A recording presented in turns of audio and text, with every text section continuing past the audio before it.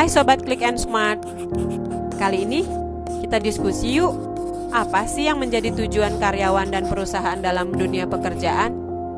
Oke, rata-rata jam kerja karyawan per minggu adalah 40 jam atau 48 minggu kerja dalam setahun.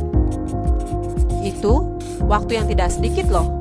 Jadi tidak heran bahwa saat ini karyawan menginginkan tujuan dan makna dalam pekerjaan mereka.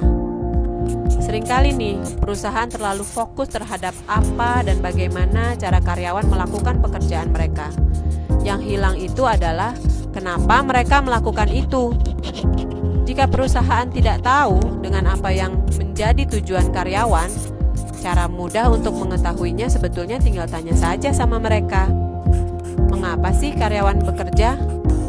Tentunya jawaban yang paling umum mungkin adalah untuk menghasilkan uang.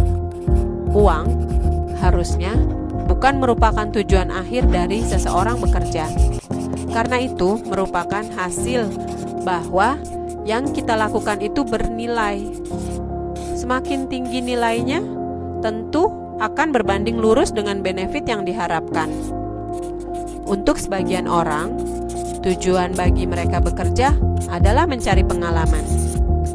Biasanya, tipe seperti ini tidak hanya fokus pada penghasilan yang didapat, sehingga mereka ingin meminta pekerjaan tambahan atau bersemangat ketika ada tugas atau proyek baru dalam perusahaan tersebut. Pengalaman ini nantinya dapat digunakan guna menunjang karir mereka selanjutnya, dan mereka bisa taruh itu di CV mereka. Karyawan termotivasi ketika mereka merasa dihargai dan dapat menciptakan impact untuk perusahaan atau masyarakat. Ketika para karyawan memiliki tujuan yang sama, maka akan menciptakan lebih banyak energi dan impact yang dihasilkan. Tujuan bekerja itu mungkin hal yang personal, jadi bisa saja berbeda tujuan dari masing-masing karyawan. Ini semua tentang peran perusahaan untuk membawa tujuan pribadi karyawan ke dalam lingkup kehidupan kerja mereka. Disinilah peran HR diharapkan dapat berkontribusi menghubungkan tujuan perusahaan dengan tujuan karyawan. Dan tujuan perusahaan harus memberikan makna pada apa yang dilakukan oleh karyawan. Ketika karyawan memahami bahwa tujuan mereka selaras dengan tujuan perusahaan mereka, tentu hal-hal positif dan baik akan terjadi. Mereka cenderung akan lebih setia, engage, dan bangga dengan perusahaan tempat bekerja. Berdasarkan pengalaman pribadi saya, ketika karyawan diberikan pekerjaan yang lebih bermakna dan mendapat pujian, ekspektasi benefit mereka juga akan menurun.